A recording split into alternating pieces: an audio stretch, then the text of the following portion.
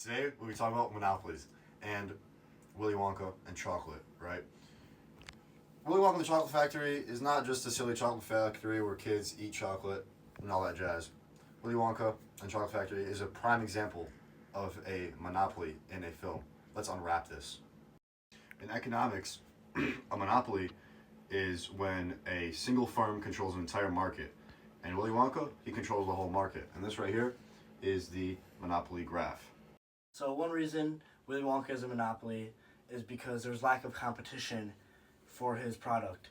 As you can see to my left, we have his park of candy. Everything in this park you can eat. Not many other people have stuff like this. You see that chocolate river right there? Nobody has that. It's lack of competition. In competitive markets, people fight to set the prices and try to get all the buyers and try to be the most popular. But in a monopoly, there's only one group and they set the price and they set the limit and they're the only ones and they're most powerful. So the next thing that makes Willy Wonka and Chocolate Factory a great example of monopoly is their barriers to entry. So what he does, Willy does, is that he only employs Oompa Loompas. This keeps the prices low for employment for him, and it keeps his business running optimally. And right here we have Oompa Loompas, and these guys right here are the only guys that he employs for the purpose of better control of the market. Another aspect of high barriers of entry that Willy Wonka's factory has is that nobody knows how to make his product, so no one else can compete, right? An example of that is his walls, his chocolate walls. Since no one else can make chocolate walls, then Willy Wonka's the only one that can make it. He is going to be at the top of the market, and he's going to control the whole market for chocolate, and he'll be able to pick the prices and things of that nature. Another thing of a monopoly is being a price maker. And Willy Wonka is a price maker because he only has his products on the market. Nobody else can compete with him. Like this gobstopper that's everlasting.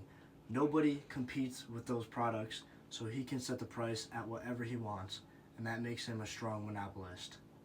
So here we have a monopoly graph. And Willy Wonka is a monopolist because he sets the price high to make a lot of income. He's the only one that's in the market. He can set the price at whatever he wants. The demand curve goes down, so to sell more product, he has to set the price lower. But since he's the only one in the market, he can keep it high, and people will still buy his product. Another aspect of a monopoly is having market leverage, and the way that Willy Wonka and his factory do that is by selling the golden ticket. So the golden ticket makes people not even want to buy the candy when they buy the ticket. They want to buy the prize, the potential prize that they can get.